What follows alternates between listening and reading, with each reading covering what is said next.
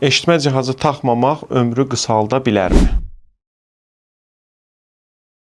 Salam dostlar, mən eşitmə cihazı üzrə mütəxəssis Samir Bağırlı. Bu gün də keçən videoların yorum bölmələrində mənə ünvanlanan top 3 ən maraqlı sual haqqında danışacağam. İlk olaraq ünvanlanan sual bu şəkildədir. Eşitmə itkisi depressiya və unutqanlıq yarada bilərmi? Bəli, bu suala ətraflı cavab vermək istəyirəm.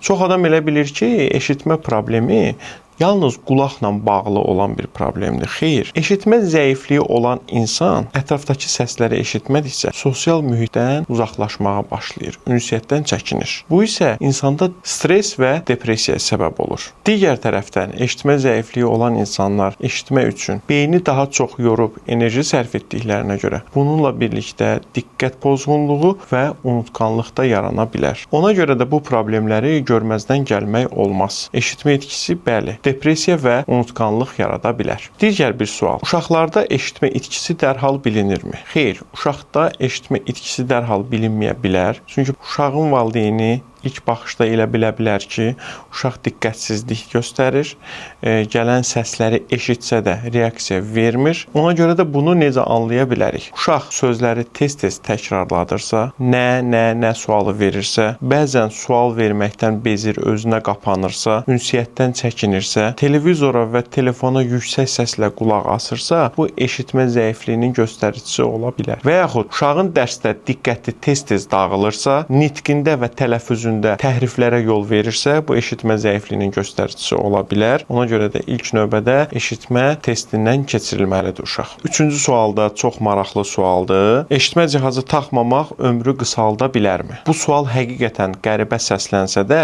dolayısı yolla bu problemlərə gətirib çıxarda bilər. Eşitmə cihazı taxmamaq təkcə eşitməmək demək deyil.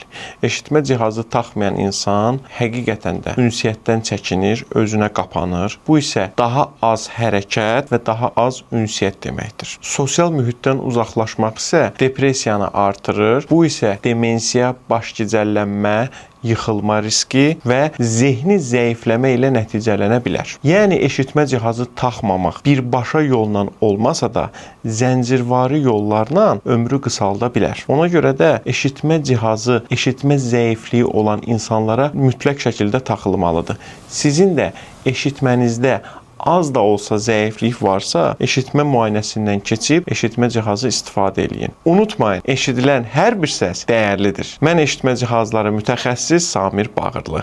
Əgər bu videoda xoşunuza gəldisə, kanala abunə olmağı, bəyənməyi unutmayın.